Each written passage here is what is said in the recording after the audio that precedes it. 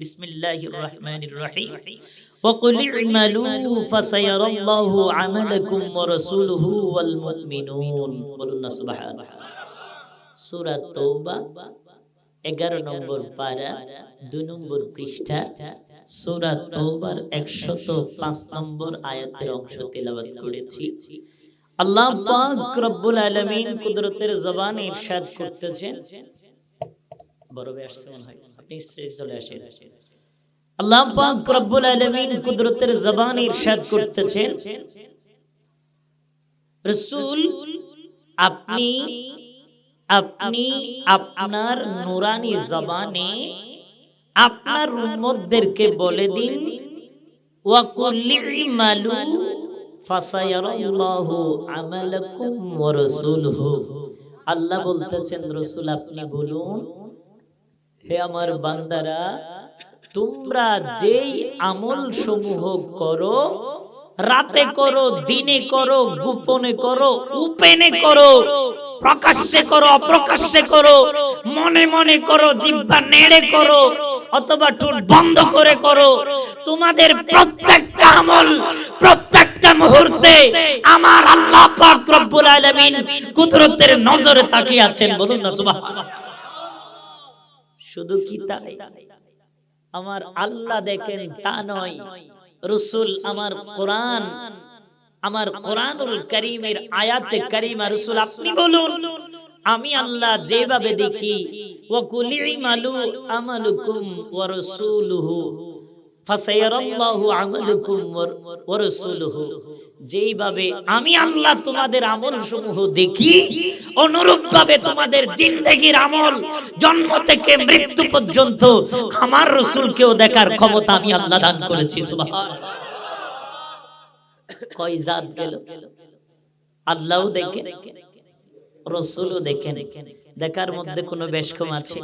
আমার আল্লাহ বলতেছেন, রাসূল আপনার জবান দিয়ে বলুন, আমি আল্লাহ পাক যেভাবে তোমাদের আমলনামা দেখি, আমার রাসূল অনুরূপ ভাবে তোমাদের জীবনের প্রত্যেকটা আমল দেখতে পান। বলুন না সুবহানাল্লাহ। নয় শুধু তোমাদের আমলনামা আমি আল্লাহ দেখি, আমার নবী দেখে, এতটুকুতে শেষ নয়। আমার মুমিন বান্দা যারা আছে, যারা তরিকতের পীর মুর্শিদ আছে, আপন আপন মুর্শিদেরা আপন আপন মুরিদানের খবরাখবর প্রত্যেকটা সেকেন্ডে রাখেন, তাদের চোখের পর্দা আমি আল্লাহ উঠিয়ে দিয়েছি। তারা যদি শাহজাহান শ্রীকোটের ময়দানে থেকে বাংলার জমিনে কোনো বান্দারা আশেকরা মাহফিল করে ভান্ডারের জমিন থেকে গৌসুল আজম মাহমুদুল্লাহ ভান্ডারী ওনার নুরানি আওলাদে পাকরা আজকে ইয়াসিন নগরের জমিনে যে ঈদে মিলাদুন নবী মাহফিল হচ্ছে, আশিক রাসূলদেরকে ওনারা নুরানি নজরে দেখতেছেন। সুবহানাল্লাহ। নারে তাকবীর, নারে রিসালাত, নারে গাউস। বন্ধুগণ, আরজ করতে চেয়েছিলাম, আল্লাহ পাক রব্বুল আলামিন কুদরতের জবানে ইরশাদ করতেছেন, ও পৃথিবীবাসীরা শুনো, তোমরা যে সমস্ত আমল করে থাকো, তোমাদের আমলনামা আমি আল্লাহ পাক রব্বুল আলামিন প্রত্যেকটি মুহূর্তে, সেকেন্ডে, প্রত্যেকটা মাইক্রো সেকেন্ডে দেখতে পাই। আমি আল্লাহ যেভাবে দেখি, অনুরূপ ভাবে আমার রাসূল তোমাদের আমলনামা দেখেন। নয় শুধু আমার যে সমস্ত মুমিন বান্দারা আছে, আমি আল্লাহ তাদের চোখে ওই পাওয়ার ডেলিগেট করেছি। তাদের অধীনস্থ যারা আছো, আপন আপন মুর্শিদের হাতে যারা বায়াত গ্রহণ করেছো, তাদেরকেও আমি আল্লাহ ক্ষমতা দিয়েছি। আপন আপন মুরিদানের অবস্থা, ভক্তদের অবস্থা দেখার ক্ষমতা তারা রাখেন। সুবহানাল্লাহ। এবার আসে, আমি কোন গুনাহ করে ফেলেছি, জেনা করলাম, বেবিচার করলাম, চুরি করলাম, ডাকাতি করলাম, রাহাজানি করলাম, ব্যবসার মধ্যে অন্যজনকে ঠকাই দিলাম, অন্যজন থেকে সুদের টাকা গ্রহণ করলাম। কে দেখেছে? আর কে দেখেছে? রাসূল দেখেছে, আল্লাহ দেখেছে, রাসূল দেখেছে। গুনাহ হয়েছে কিনা? হয়েছে। আল্লাহ পাক রব্বুল আলামিন কুদরতের জবান ইরশাদ করতেছেন ওয়ালাউ আন্নাহুম ইযলামু আনফুসাহুম জাউকা ফাস্তাগফিরুল্লাহ ওয়াস্তাগফারা লাহুমুর রাসূল লাওয়াজাদুল্লাহা তাওয়াবার রহিমা। আল্লাহ পাক রব্বুল আলামিন কুদরতের জবান ইরশাদ করতেছেন ও আমার বান্দারা শুনে রাখো, গুনাহ করেছো, জেনা করেছো, পাপ করেছো, ব্যভিচার করেছো, আমি আল্লাহর রহমতের দরজা তোমার জন্য বন্ধ হয় নাই। আমি আল্লাহর কাছে তওবা করবা, তওবার দরজা বন্ধ হয় নাই। শুনো শুনো ও আমার বান্দারা, গুনাহ করেছো, পাপ করেছো, আমি আল্লাহও দেখেছি, রাসূলও দেখেছি, তো আমি আল্লাহর কাছে তওবা করলে আমি আল্লাহ মাফ করব না। আল্লাহ তাহলে আমি কোথায় যাব? গুনার গাট্টি নিয়ে যদি কবরে যাই আমার জন্য জাহান্নাম নির্ধারিত হয়ে যাবে। আল্লাহ আমি কিভাবে তোমার কাছে তওবা করলে তুমি মাফ করে দিবা? আমার আল্লাহ কুদরতের জবান ইরশাদ করতেছেন ওয়ালাউ আন্নাহুম ইযলামু আনফুসাহুম, যদি তোমরা তোমাদের নফসের উপর জুলুম করে দেখো, তোমাদের আত্মার উপর জুলুম করে থাকো, জাউকা তোমরা আমার নবীর দরবারে চলে যাও, ফাস্তাগফিরুল্লাহ আমার নবীর কদমে গিয়ে আমার নবীকে উসিলা করে আমার নবীর দরবারে গিয়ে কান্নাকাটি করে নিজের তওবার জন্য মাফ চাও। আল্লাহ বলতেছেন হারিসুন আলাইকুম বিল মুমিনিনা রাউফুর রহিম। আল্লাহ পাক রব্বুল আলামিন কুদরতের জবান ইরশাদ করেন আমার দয়াল নবী এমন উম্মতের মায়ার কারণে নবী উম্মতের কান্না সহ্য করতে পারে না, উম্মতের দুঃখ সহ্য করতে পারে না, উম্মতের কোনো হতাশাগ্রস্ত হলে আমার নবী রোজায় আকদোষ এমনি বসে থাকতে পারে না। ও আমার বান্দারা শুনে রাখো, যদি তোমরা তোমাদের নফসের উপর জুলুম করো, আত্মার উপর জুলুম করো, নিজেদেরকে ধ্বংসের দ্বার প্রান্তরে নিয়ে যাও, নিজেদেরকে একেবারে বড় অপরাধী বানিয়ে ফেলো, আমার নবীর দরবার তোমাদের জন্য খোলা আছে, কিয়ামত পর্যন্ত খোলা থাকবে। নবীর দরবারে গিয়ে আমার নবীর দরবারে তওবা করো, আমার নবী যদি তোমার তওবা কবুল করে, নবী যদি তোমার পক্ষ হয়ে আমি আল্লাহর দরবারে হাত তুলে সাথে সাথে নবীর খাতিরে তোমার জিন্দেগীর গুনাহ মাফ করে দেব। সুবহানাল্লাহ।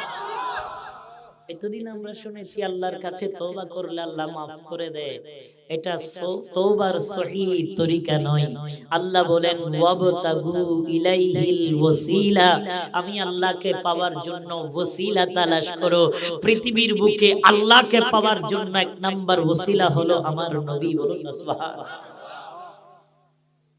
মা আয়েশা সিদ্দিকা রাদিয়াল্লাহু তাআলা আনহা, মিশকাত শরীফ আছে, বুখারী শরীফে এসেছে, মা আয়েশা সিদ্দিকা রাদিয়াল্লাহু তাআলা আনহা একটা নকশি কাঁথা তৈরি করলেন। আমার নবী আসবেন হুজরা মুবারকে রাসূল করিমের জন্য বিভিন্ন আকৃতি এঁকে নবীর জন্য নকশি কাঁথা তৈরি করে বিছিয়ে দিলেন। আমার নবী দরজায় এসে আর ঢোকে না, নবীজি পিছনে চলে গেলেন। আয়েশা সিদ্দিকা দৌড়ে পিছনে গেলেন, ইয়া রাসূলুল্লাহ আতুবু ইলাল্লাহি ওয়া রাসূলিহি। সুবহানাল্লাহ। মায়েশা বলেন রাসূল আমি আল্লাহর কাছেও তওবা করতেছি, আপনার কাছেও তওবা করতেছি। ইয়া রাসূলুল্লাহ আমি কি আপনাকে আমার অজান্তে কষ্ট দিয়েছি? মনে হয় কষ্ট দিয়েছি, সেজন্য আপনি আমার হুজরায় প্রবেশ করেন নাই। সেজন্য আমি আগে কথা বলার আগে আতুবু ইলাল্লাহি ওয়া রাসূলিহি, আমি আগে আল্লাহর কাছেও তওবা করে নিলাম, নবীর কাছেও তওবা করে নিলাম। সুবহানাল্লাহ। আল্লাহর কাছে মাফ চাওয়ার তরিকা হলো নবীর কাছেও তওবা চাইতে হবে, করতে হবে, কারণ নবী হলো উম্মতের জমিদার। বলুন না সুবহানাল্লাহ। সম্মানিত উপস্থিতি, আব্বু বলেছিলেন বাবা আমার ছেলেরা বিভিন্ন থানায় জেলায় গিয়ে ওয়াজ করতেছে, আমি কি একটা মিলাদুন নবী করতে পারবো না? অন্তর খুশিতে কেঁদে উঠল, এত বড় আয়োজনের ব্যাপার। এখন আমি সময় দিতে পারলে রেজাউল করিম পারে না, সে পারলে আমি পারি না। মুত্তালিবকে ফোন করলাম, ভাই তুমি 29 তারিখ ফ্রি আছো? বলে যে ভাইয়া 3টা মাহফিল, 3টা ক্যান্সেল করে দাও। একদিনে 3টা মাহফিল করতেছে। আলহামদুলিল্লাহ আজকে বললো ভাইয়া 2,80,000 টাকা হয়েছে রবিউল আউয়াল মাসে। সুবহানাল্লাহ। বললাম কোনো প্রোগ্রাম রাখতে পারবে না, ক্যান্সেল করে দাও, আমার মাহফিল 29 তারিখ আসতে হবে। বলুন আলহামদুলিল্লাহ। ওয়াইস শুনেছেন না আপনারা? ভালো লেগেছে? উপযুক্ত আলেম, কোরআন দেখে দেখে তাফসীর করে করে আধা ঘন্টা সময় দিয়েছি, আধা ঘন্টার মধ্যে সারগর্ভ বক্তব্য আপনাদের কাছে বুঝিয়ে দিয়েছেন। সুবহানাল্লাহ। অথচ আমাদের এলাকায় অনেকগুলো প্রোগ্রাম হয়, বড় বড় বক্তা আসে, 30,000 40,000 ফিস নিয়ে যায়। কি বললেন, কি বুঝালেন, কি বুঝাতে চেয়েছেন তার কোনো সকালবেলা হদিস পাওয়া যায় না, ঠিক কিনা ভাইরা? আলহামদুলিল্লাহ, ছোট ভাইরা যাদেরকে আলেম কিভাবে ওয়াইজ করবে কৌশল শিখিয়েছি মাত্র, তারা আজকে মাইক ধরলে মাইক মনে হয় আল্লাহর কাছে পানা চাই। সুবহানাল্লাহ। সম্মানিত উপস্থিতি, আব্বু বলেছেন, বাবা আমার ছেলেরা ওয়াইজ করতেছে বিভিন্ন জায়গায়, আমি কি মিলাদুন নবী করব না? বললি ইনশাআল্লাহ, আল্লাহ বাছাই রাখলে 29 তারিখ আমাদের ঘরে ঈদে মিলাদুন নবী মাহফিল হবে। সুবহানাল্লাহ। আপনারা খুশি না বেজার? বলুন আলহামদুলিল্লাহ। সম্মানিত উপস্থিতি, কাল কিয়ামতের ময়দানে তিনি গর্ব করতে পারবেন, আল্লাহ টাকা পয়সা ইনকাম করেছি, অনেক ব্যবসা ছিল, লক্ষ লক্ষ টাকা করেছি, বিরাট ঘর বেঁধেছি, আল্লাহ এগুলো তো সাথে আনতে পারি নাই। আল্লাহ দুটো আলেম, তোমার নবীর নায়েব, আশিক রাসূল, আমার নবীর সম্মান দুনিয়ায় ব্যাপী গেয়ে গেয়ে মানুষদেরকে শুনিয়ে শুনিয়ে চোখের পানি জড়িয়েছে, আল্লাহ এরকম দুই সন্তান আলেম দুনিয়াতে রেখে এসেছি। সুবহানাল্লাহ। এটা কি খুশির কথা নাকি বেজারের কথা? সম্মানিত উপস্থিতি, আরজ করতে চেয়েছিলাম, আপনারা হয়তো মনে করবেন, হুজুর আমাদের কাছে তো সন্তান নাই, আলেম কিভাবে বানাবো? যারা আছে তারাও তো বড় হয়ে গেছে, কিভাবে আলেম বানাবো?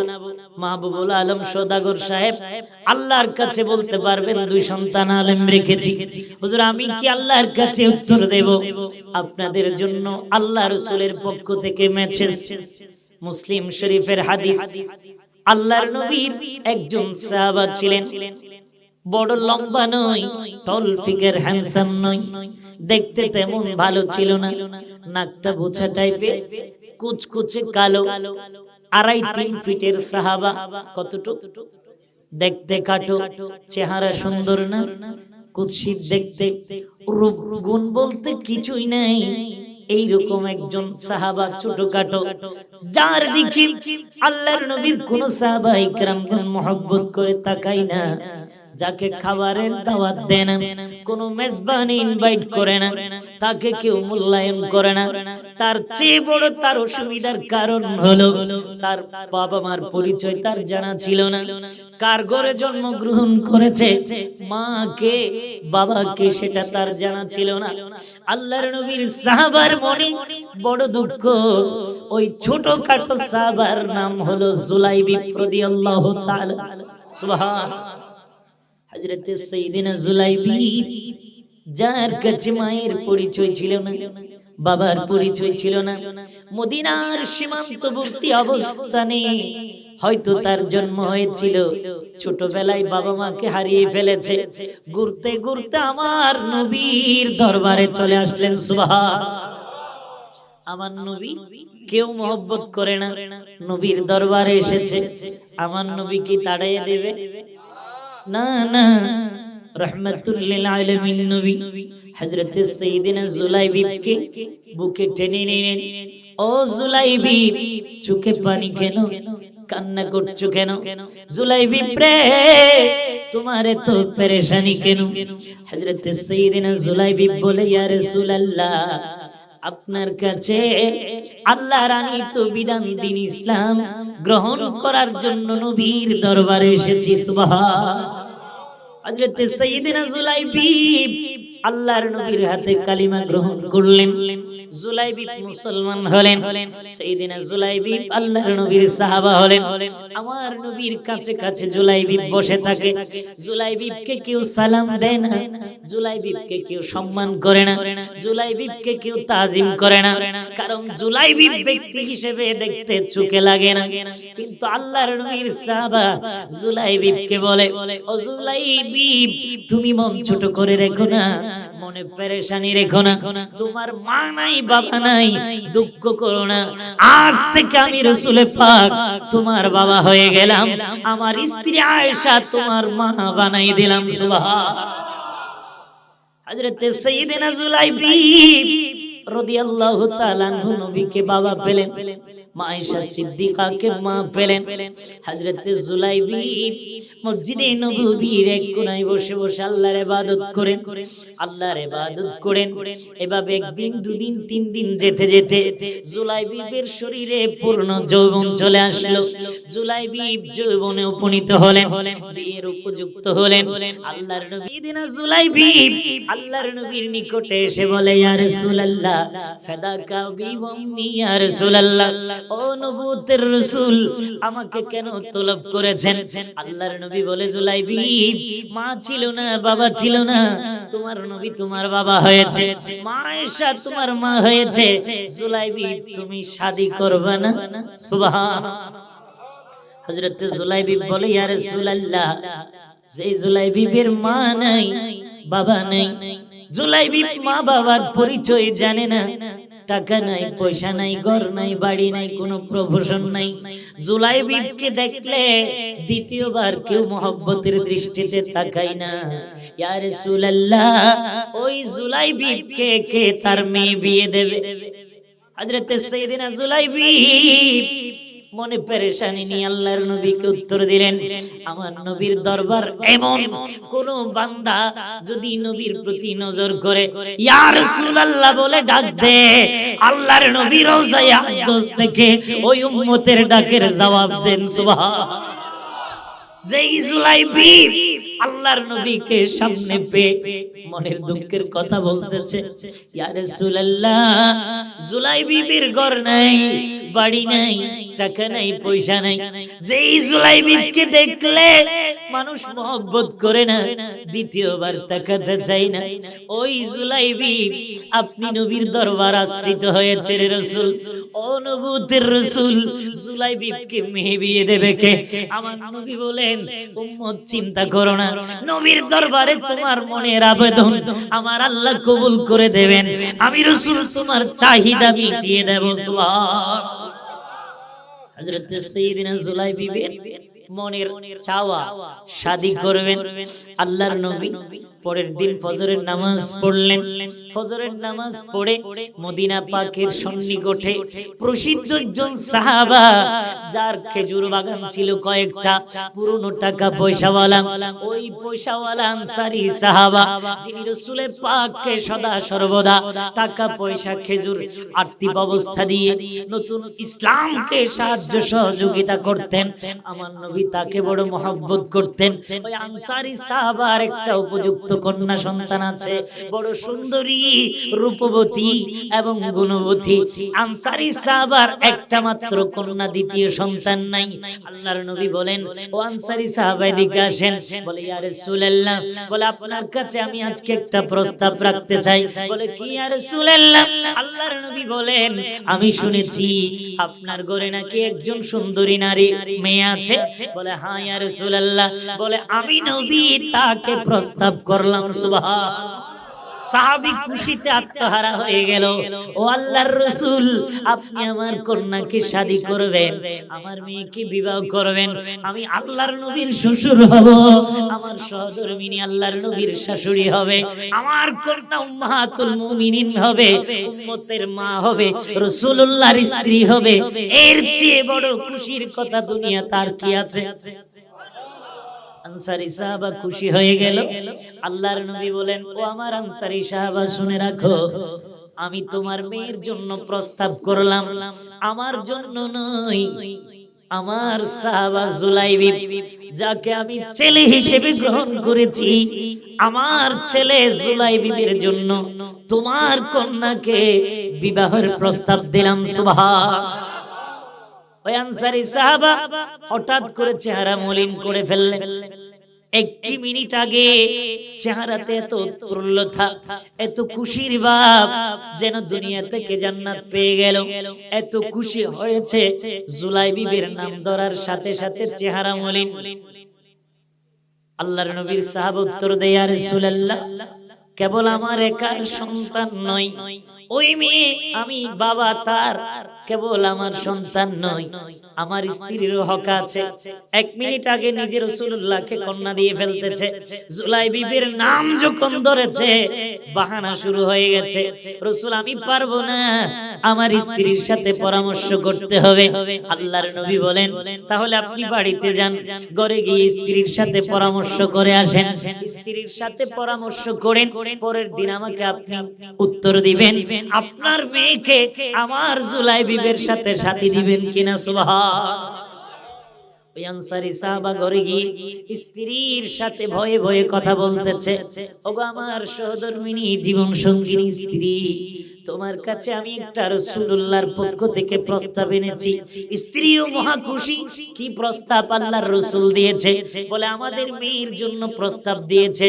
স্ত্রী আলহামদুলিল্লাহর উপরে আলহামদুলিল্লাহ পড়ে পড়ে খুশি হয়েছে। স্বামী বলে থামো থামো, আমার রাসূলের জন্য নয়, আল্লাহর রাসূলের দরবারে একজন কুৎসিত সাহাব আছে, দেখতে একেবারে খাটো ছোট 2.5-3 ফুটের ব্যক্তি, চেহারা তেমন সুন্দর না মলিন, তার কাছে কোনো টাকা নাই, পয়সা নাই, কোনো যোগ্যতা নাই, কোনো ব্যাংক ব্যালেন্স নাই, ঘর বাড়ি নাই। ওই সাহাবার জন্য আল্লাহর নবী প্রস্তাব করেছে। স্ত্রীর চেহারাও মলিন হয়ে গেল। স্ত্রী বলে খোদার ইজ্জতের কসম করে বলি, আমার সন্তান একমাত্র কন্যা সন্তান, আমাদের টাকা পয়সা ঘর বাড়ি টাকা পয়সা কিছুর অভাব নাই, আমাদের ব্যাংক ব্যালেন্সের অভাব নাই, খেজুরের বাগানের অভাব নাই, উটের বেড়া দুব্বার পালের অভাব নাই, টাকা পয়সার কোনো আর্থিক সমস্যা নাই, আমাদের কন্যা দেখতে হাজার বাচ্চা কন্যা, আমরা মদিনার কোন প্রসিদ্ধ ফ্যামিলি, দেখতে সুন্দর ছেলের কাছে বিবাহ দেব। রাসূলুল্লাহ বললে কি শেষ, আমরা জুলাই বিবির কাছে আমাদের মেয়ে বিয়ে দিয়ে আমাদের মেয়ের জীবনটা নাশ করে দেব, জিন্দেগিতেও আমরা বেঁচে থাকতে খোদার কসম করে বলি জুলাই বিবির কাছে আমরা মেয়ে শাদী দেব না। উচ্চ আওয়াজে বলুন না নাউজুবিল্লাহ। জুলাই বিবির সাথে মা বাবা তাদের কন্যাকে বিবাহ দেবে না শপথ করেছে। কন্যা পর্দার আড়াল থেকে কন্যা বাবা মা দুজনের পরামর্শের কথা সিদ্ধান্তের কথা শুনে তাদের কথা যখন সমাপ্ত হয়ে গেল, কন্যা পর্দার ভিতর থেকে বের হয়ে বলে, ও বাবা দুজনে, মা এবং বাবা দুজনে আল্লাহর কাছে নবীর কাছে তওবা করো। ওয়ামা ইউনতিকু আনিল হাওয়া ইন হুয়া ইল্লা ওয়াহয়ুন ইউহা। আমার নবী ততক্ষণ পর্যন্ত কোনো কথা বলে না, আল্লাহর কোরআন সাক্ষী হয়ে যায়, যতক্ষণ পর্যন্ত আল্লাহ কিছু বলে না ততক্ষণ পর্যন্ত নবী কোনো কথা বলে না। ও মা বাবা, তোমরা আমাদের নবীকে চিনতে পারো নাই, আমার নবীর জবান হলো আল্লাহর জবান। আমার নবী জুলাই বিবির জন্য আমাকে চাই নাই, আমার আল্লাহ নবীর জবান দিয়ে জুলাই বিবির জন্য তোমাদের কাছে প্রস্তাব দিয়েছে। মেয়ে বলে বাবা কিসের অহংকার করতেছো, টাকা পয়সা গাড়ি বাড়ি দ্বন্দ্ব আজকে আছে কালকে নাই, কাল কিয়ামতের ময়দানে আমার আল্লাহর কাছে কিভাবে চেহারা দেখাবা? আমার নবী চেয়েছে তোমরা দাও নাই, আল্লাহ তোমাদের রহম দিয়ে আমি কন্যাকে পাঠিয়েছে, সেই আল্লাহ নবীর জবান দিয়ে আমাকে জুলাই বিবির জন্য চেয়েছে। ও মা বাবা, দুনিয়ার লোভে, সুন্দর স্বামীর লোভে, টাকা পয়সার লোভে, ব্যক্তিত্বের লোভে, পার্সোনালিটির লোভে, সুন্দর ছেলের লোভে আমাকে তোমরা রাসূলুল্লাহর প্রস্তাবে না দিয়ে আমাকে ঘরে রেখে দিয়ে রাসূলুল্লাহর প্রস্তাবকে প্রত্যাখ্যান করতেছো। কাল কিয়ামতের ময়দানে নবীর সাহাবা হিসেবে চেহারা দেখানোর যোগ্যতাও তোমরা হারিয়ে ফেলতেছো। উচ্চ আওয়াজে বলুন না নাউজুবিল্লাহ। কন্যার এই কথা শুনে মা বাবা হঠাৎ আচমকা হয়ে গেলেন, হতভম্ব হয়ে গেলেন। মা বাবা দুজন বলে, মা এখন কি করব? বলে কাল বিলম্ব না করে আপনারা দুজন আমাকে নিয়ে রাসূলুল্লাহর দরবারে চলে যান। সুবহানাল্লাহ। মা বাবা দুজন ওই আদরের যুবতী কন্যাকে নিয়ে আল্লাহর নবীর কদমে আসলেন। ইয়া রাসূলুল্লাহ ফাদাকা বি উম্মি, ইয়া রাসূলুল্লাহ ও নবুয়তের রাসূল, আপনি আমাদের কন্যাকে চেয়েছেন জুলাইবিবের জন্য। কাল ক্ষেপণ না করে, সময় অতিবাহিত না করে আমরা রাজি হই নাই। আমার মেয়ে স্বেচ্ছায় আপনি রাসূলুল্লাহর কাছে চলে এসেছে।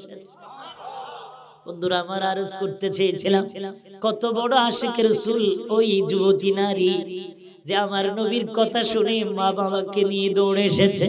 ইয়া রাসূলুল্লাহ আপনি নাকি আমাকে জুলাইবিবের জন্য চেয়েছেন। জুলাইবিবকে কোনোদিন দেখি নাই রে রাসূল।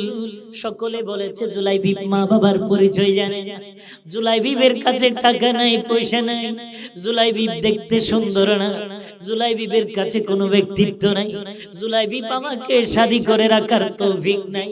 ও আল্লাহর রাসূল শুধু শুনেছি জুলাইবিবকে আপনার সিনার মধ্যে স্থান দিয়েছেন, ইয়া রাসূলুল্লাহ আপনার ছেলে হিসেবে গ্রহণ করেছেন। আমার জন্য আপনি রাসূলের জবান দিয়ে যখন প্রস্তাব পাঠিয়েছেন রাসূল, আমি বুঝে নিয়েছি আল্লাহর কোরআন পড়েছি, ওয়া মা ইউতিকু আনিল হাওয়া ইন হুয়া ইল্লা ওয়াহয়ুন ইউহা। আল্লাহ ওহী করেছেন বলেই আপনি রাসূল আমার কাছে প্রস্তাব পাঠিয়েছেন। আল্লাহ এবং আল্লাহর রাসূলের ডাকে কাল বিলম্ব না করে রাসূল মা বাবাকে নিয়ে আপনার কদমে চলে এসেছি, এক্ষুনি আমার সাথে জুলাইবিবের শাদী করায় দেন। সুবহানাল্লাহ। আল্লাহর নবী জুলাইবিবের সাথে ওই যুবতী নারীর শাদী করাই দিলেন, বিবাহ হয়ে গেল। আমার নবী বলেন, মা চিন্তা করো না, আমার জুলাইবিবের ঘর নাই থাকার জন্য, আমার বিবিগণের জন্য যেই কামরা, সেখান থেকে একটি কামরা আমার ছেলে জুলাইবিবের জন্য দিয়ে দিলাম। আজ থেকে আমার পুত্রবধূ হিসেবে জুলাইবিবের সাথে রাসূলুল্লাহর দরবারে জীবন কাটাবা। কত বড় ভাগ্যবান সাহাবা জুলাইবি। তার কাছে সুন্দর চেহারা ছিল না, টাকা পয়সা ছিল না, কোনো ব্যক্তিত্ব ছিল না, কেবল নবীকে অন্তর থেকে ভালোবেসেছে। এমন ভালোবেসেছে দুনিয়াকে পিছনে রেখে নবীর বুকে স্থান করে নিয়েছে। আমার নবীর সাথে প্রেম করতে জানার কারণে, নবীকে ভালোবাসতে জানার কারণে সুবহানাল্লাহ। হযরতে সাইয়্যিদিনা জুলাইবিবের শাদী হয়ে গেল। সময় সংক্ষেপ এক্ষুনি শেষ করে দেব। হযরতে সাইয়্যিদিনা জুলাইবিবের সাথে ওই আনসারী মহিলার শাদী হয়ে গেল। দুজনের শাদী যখন হয়ে গেল, আল্লাহর নবীর একটা কামরার মধ্যে জুলাইবিব এবং ওই নারী রাতের মধ্যে তাদের কোনো আগের পরিচয় ছিল না, স্বামী স্ত্রী দুজন মিলে একজন আরেকজনের সাথে ইন্ট্রোডাকশন পরিচয় হচ্ছে, সূচনা পরিচয়, বাবার নাম মায়ের নাম, জন্ম কোথায় কিভাবে বড় হয়েছে, একজন আরেকজনের সাথে কথোপকথন হচ্ছে। হঠাৎ করে গভীর রজনীতে যুদ্ধের দামামা বেজে উঠল। আল্লাহর রাসূলের পক্ষ থেকে এলান আসলো যে কাফেরেরা মদিনার বুকে আক্রমণ করার জন্য এসেছে। ঘুমন্ত মুসলমান জাতিকে গভীর রজনীতে নিস্তেজ করে দেওয়ার জন্য, গভীর রজনীতে কতল করে দেওয়ার জন্য। রাত যখন গভীর হলো, স্বামী স্ত্রী একজন আরেকজনকে স্পর্শ করে নাই, শুধু কথাবার্তা চলতেছিল। ওই টাইমে যখন আল্লাহর রাসূলের পক্ষ থেকে যুদ্ধের দামামা বেজে উঠল, হযরতে সাইয়্যিদিনা জুলাইবিব লাফ দিয়ে দাঁড়িয়ে গেলেন। ও আমার আদরের স্ত্রী, শুনে রাখো, আজকে তোমার সাথে আমার প্রথম রাত হওয়ার কথা, আজকে আমাদের বাসর রাত হওয়ার কথা। যে রহমাতুল লিল আলামিনের কারণে আমি হালাল জাদা হয়েছি, তুমি হালাল জাদি হয়েছো, দুজনের আমাদের হালাল বিবাহ হয়েছে। ওগো স্ত্রী, যেই নবীর কারণে আমরা আজকে একজন অপরজনকে পেয়েছি, জান্নাতি সংসার দুনিয়াতে করার জন্য আবদ্ধ হয়েছি। বিবি রে, ওই নবী আপন ঘরের মধ্যে ভয় পাচ্ছে যে সাহাবা ইকরামগণ এখন শহীদ হয়ে যাবে, কাফেররা চতুর্দিকে ঝাঁপিয়ে পড়েছে। বিবি রে, আমাকে তুমি বাধা দিও না, আমাকে তুমি বারণ করো না। আল্লাহর রাসূলের পক্ষ থেকে দামামা বেজে উঠেছে, এক্ষুনি যুদ্ধের ময়দানে ঝাঁপিয়ে পড়তে হবে। সুবহানাল্লাহ। বিবি বলে, আদরের স্বামী, আপনার সাথে আমার কোনোদিন দেখা হয়নি, আল্লাহ আপনার কদমের নিচে আমার জান্নাত রেখেছে। প্রত্যেকটা স্বামীর কদমের নিচে স্ত্রীদের জান্নাত। আল্লাহর নবী বলেন, তোমরা স্বামীদের কদর করো। যদি স্বামীরা তোমাদের প্রতি অসন্তুষ্ট হয়ে যায়, তখন তোমরা দুনিয়ায় থাকতে জান্নাত হারিয়ে ফেলবা। উচ্চ আওয়াজে বলুন না নাউজুবিল্লাহ। হযরত জুলাইবিবের স্ত্রী বলে, ও আদরের স্বামী জুলাইবি, পৃথিবীর শ্রেষ্ঠ রাত আজকে আমাদের হওয়ার কথা, কিন্তু আমরা বাসর রাত করতে পারলাম না। যুদ্ধের দামামা বেজে উঠেছে। স্বামী রে, আপনি যুদ্ধের ময়দানে চলে যাবেন, আমার কোনো দুঃখ নাই, কোনো বেদনা নাই, পেরেশানি নাই। যদি যুদ্ধের ময়দান থেকে ফিরে আসেন, আমি একজন গাজীর স্ত্রী হব। যদি যুদ্ধের ময়দানে শহীদ হয়ে যান, আমি একজন শহীদের স্ত্রী হব। সুবহান। কেমন জান্নাতি স্ত্রী! বলে, স্বামী রে, কিচ্ছু চাইবো না, শুধু একটা মাত্র আবদার আপনার কাছে। বলে, কি? বলে, আমার কপালে একটা চুম্বন দিয়ে যান। সুবহান। হযরত সাইয়েদনা জুলাইবি আপন স্ত্রীর কপালে একটা চুম্বন দিলেন।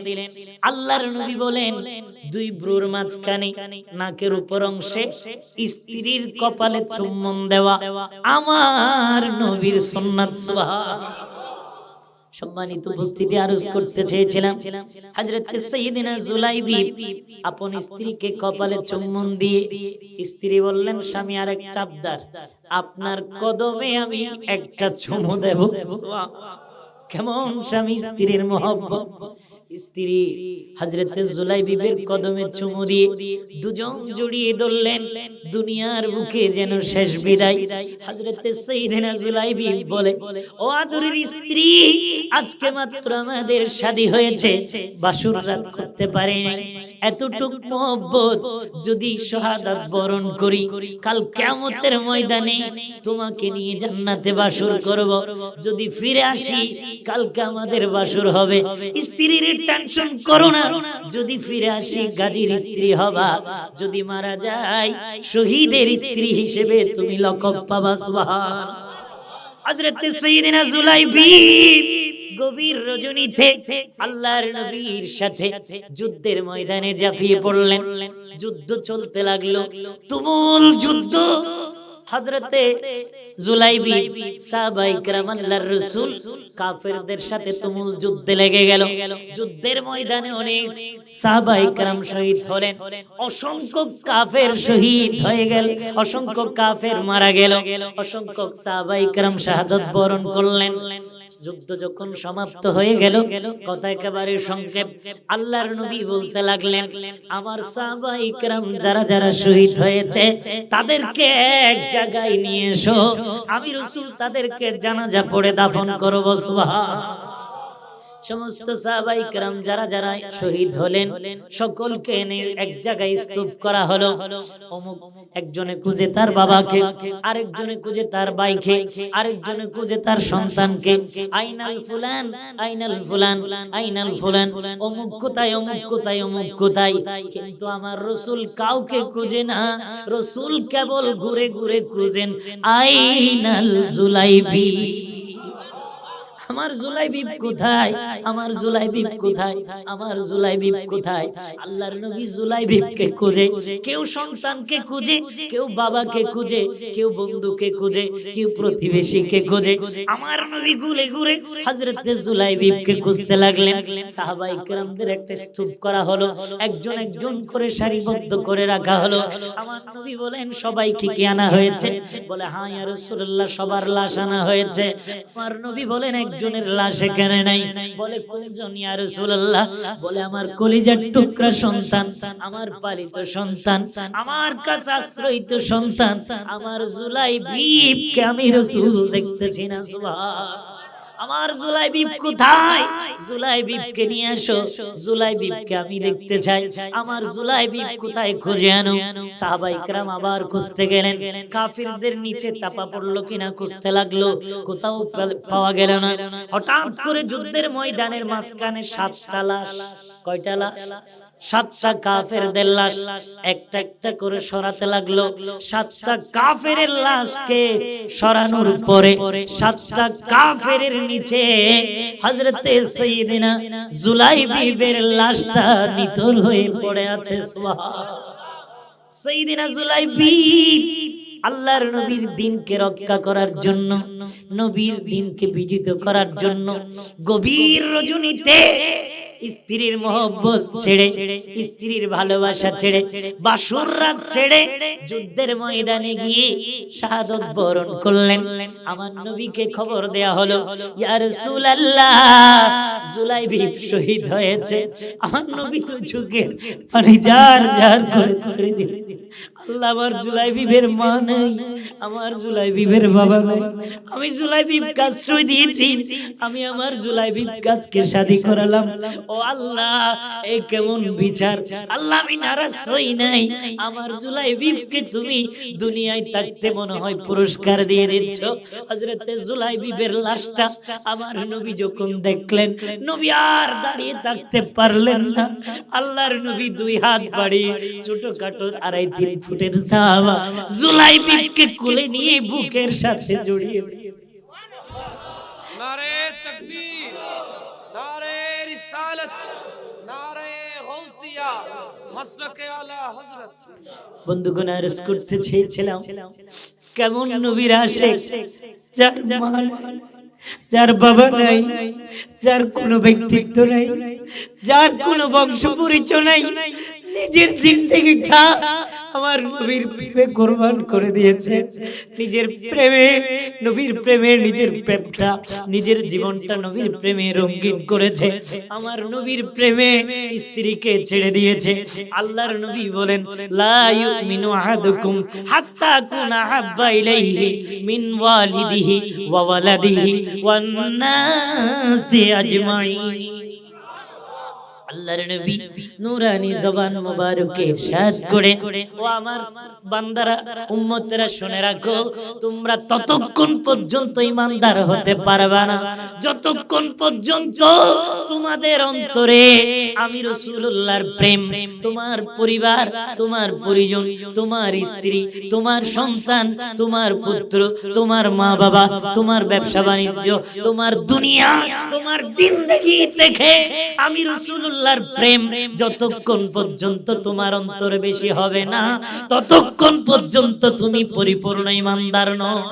উচ্চ আওয়াজে বলুন না নাউজুবিল্লাহ। বন্ধুগণ, আরজ করতে চেয়েছিলাম, হযরতে জুলাইবিব বাসর রাত না করে যুদ্ধের ময়দানে গিয়ে ঝাঁপিয়ে পড়লো। হযরতে সাইয়্যিদিনা জুলাইবিব আমার নবীর কাছে প্রশ্ন করেছিলেন, ইয়া রাসূলুল্লাহ, আপনি বলেছেন যারা নবীর উপর ঈমান এনে, নবীর উপর ঈমান এনে নবীর ইতাআত করে আল্লাহকে ভালোবাসে দুনিয়া থেকে বিদায় নিবে। রাসূল, আপনি বলেছেন তাদের সাথে জান্নাতে হুরদের শাদী হবে। সুবহানাল্লাহ। ও রাসূল, আমি জুলাইবিব তো দেখতে ভালো না, আমার চেহারা ভালো না, আপনি বলেছেন জান্নাতের হুরেরা এমন, যদি 70,000 পর্দার ভিতর থেকে একটা পর্দা নাড়া দিয়ে যদি দুনিয়ার দিকে তাকাই, তাদের নূরানি চোখের নজরে পুরো দুনিয়াটা জ্বলে পুড়ে সারকার হয়ে যাবে। সুবহানাল্লাহ। রাসূল, এত সুন্দর হুর আল্লাহ কি আমাকে দেবে? আমার রাসূল বলেছিলেন, হ্যাঁ, তোমার সাথে আল্লাহ জান্নাতের হুরদের শাদী দেবে। সুবহানাল্লাহ। আমার নবী জুলাইবিবকে কোলে নিলেন। সমস্ত সাহাবারা মাঠে যারা শহীদ হয়েছে পড়ে আছে, জুলাইবিবকে নবী কুল থেকে ছাড়ে না। আল্লাহর নবী বলেন, ও সাহাবায়ে کرام শোনো, সকলের কাফন দাফনের ব্যবস্থা করো, আমার জুলাইবিবকে গোসল দিবা না, কাল কিয়ামতের ময়দানে আমার জুলাইবিবের রক্ত মাখা এই শরীর নিয়ে আল্লাহর কুদরতের সামনে দাঁড়াবো। আল্লাহ তোমার দ্বীনকে বিজিত করার জন্য আমার জুলাইবিব বাসর না করে শহীদ হয়েছে, আমার জুলাইবিবের উসিলায় আমার উম্মতদেরকে maaf করে দাও। সম্মানিত উপস্থিতি, আরজ করতে চেয়েছিলাম, হযরত সাইয়্যিদিনা জুলাইবিবের জন্য কফিনের কাফন আনা হলো, সকলকে কাতারবন্দি করে রাখলেন। আল্লাহর নবী জানাজার নামাজ পড়ালেন, এক এক করে সব তার নবী জুলাই বিবির লাশটা নিজে নামালেন। আল্লাহ আশ্রয় ছিল না, আমি রাসূলুল্লাহ আমার আশ্রয়ে রেখেছিলাম।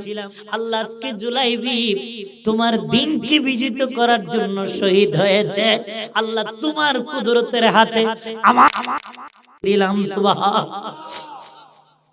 ও সাহাবায়ে কেরাম, আমার জুলাইবি বলেছিল আল্লাহ আমার সাথে জান্নাতুল হুরদের শাদী দিবে নাকি? আমার জুলাইবিকে আজকে আমি মদিনার প্রসিদ্ধ সাহাবা একমাত্র কন্যাকে শাদী করিয়েছি। জুলাইবি আমাকে তো মহব্বত করেছে, স্ত্রীর সাথে মিলন না করে, বাসর রাত না করে নবীর প্রেমে যুদ্ধের ময়দানে জিহাদে শহীদ হয়েছে। নবীর দ্বীন ইসলামকে বিজিত করার জন্য। শুনে রাখো, আমার জুলাইবি কাফেরদের আঘাতে এমনি শহীদ হয় নাই। আমার জুলাইবি শহীদ হওয়ার আগে 7 জন কট্টর কাফেরকে শহীদ করে, 7 জন কাফেরকে কতল করে দিয়ে আমার জুলাইবি শহীদের সুদা পান করেছেন। সুবহানাল্লাহ। ও আমার সাহাবায়ে কেরামগণ, শুনে রাখো, আজকে আমার জুলাইবিবের জন্য পুরস্কার আমার আল্লাহ কুদরতের হাতে দিবেন। আমার জুলাইবিবকে আল্লাহর কুদরতের হাতে বুঝিয়ে দিলাম। আমার জুলাইবিব কবর দেওয়ার সাথে সাথে জুলাইবিব জান্নাতে গিয়ে হুরদের সাথে বাসর করবেন। কেমন সাহাবা, কেমন মহব্বত করেছেন নবীর সাথে। আমার নবী বলেন, ও আমার উম্মতেরা, তোমাদের আমল আমি দেখি না মনে করেছো? আজকে আমাদের এই মাহফিলে আপনারা সকলে এসেছেন, কতগুলো মানুষ শুনতে তিতা হলেও চিরন্তন সত্য। ফজরের নামাজে অর্ধেক মানুষও জামাতে থাকবে না, ঠিক না? তো আল্লাহ কি বলে? আল্লাহ বলেন, ওয়াকুল ইমালু ফাসায়ারাল্লাহু আমালাকুম ওয়া রাসূলুহু। তোমরা যে আমল করো আমি আল্লাহও দেখি, নবীও দেখে। আপনারা ঘুমে থাকবেন আল্লাহ দেখবেন, নামাজে থাকবেন আল্লাহ দেখবেন, আমার নবীও দেখবেন। যখন কবরে রাখা হবে, বিসমিল্লাহি ওয়া আলা মিল্লাতি রাসূলিল্লাহ, আল্লাহ রাসূলের মিল্লাতের উপর লাশটাকে যখন আমরা রাখবো, নিজের বাবাকে কাঁধে করে সন্তান দাফন করবে।